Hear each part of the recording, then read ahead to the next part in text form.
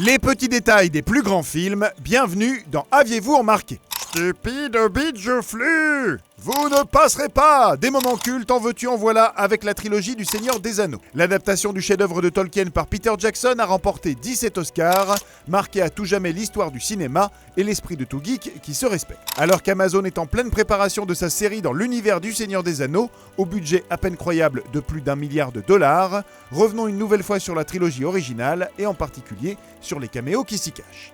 Si l'univers de Tolkien est aussi évocateur dans l'imaginaire collectif, c'est aussi grâce aux sublimes illustrations signées John Howe et Alan Lee qui accompagnaient les livres.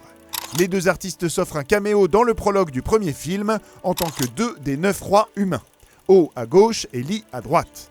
Alan Lee reviendra dans les 2 tours en tant que soldat du Rohan au gouffre de Helm en compagnie du directeur artistique Dan Hena. Chez les Hobbits, on peut voir Zoe Hartley qui était doublure sur le premier film et 3e assistante réalisatrice sur les 2 suivants, qui se prend un vent d'un autre Hobbit préférant manger un cupcake. Au conseil d'Elrond, on a repéré parmi les elfes Matt Appleton, l'un des accessoiristes de Weta, le studio qui a conçu les armes et les armures. Brett Mackenzie, l'humoriste et musicien des Flight of the Conchords, joue également un elfe du conseil, et Peter Jackson l'a fait revenir dans Le Retour du Roi, après qu'il ait tapé dans l'œil de certains fans. Évidemment, le réalisateur apparaît lui-même dans chacun des 3 films. La première fois mangeant une carotte aux abords du poney fringant.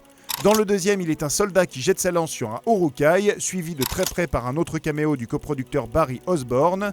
Et dans le troisième, on peut le trouver dans la scène des corsaires d'Ungbar, présente sur la version longue uniquement, et il se prend l'une des flèches de Legolas. Dans cette scène, on peut également apercevoir le chef opérateur Andrew Leslie, Richard Taylor, responsable des studios Weta, ainsi que le maquilleur Gino Acevedo, respectivement à gauche et à droite. Quant à celui qui regarde la horde de fantômes avec horreur, c'est le coproducteur Rick Porras. Un coproducteur qui apparaît dans une autre scène en compagnie du storyboarder Christian Rivers en tant que soldat du Gondor qui regarde la balise de Minas Tirith s'enflammer. Notons que Christian Rivers est maintenant depuis passé réalisateur et il a signé le récent Mortal Engines, coécrit par Peter Jackson. Le compositeur Howard Shore et le sound designer Michael Semanik font un caméo cette fois dans le 3e volet, respectivement à gauche et à droite, dans la scène de beuverie du Hall doré, présente uniquement dans la version longue. Toujours dans le 3, les forgerons qui reforgent l'épée d'Aragorn sont les véritables forgerons qui ont conçu les armes du film.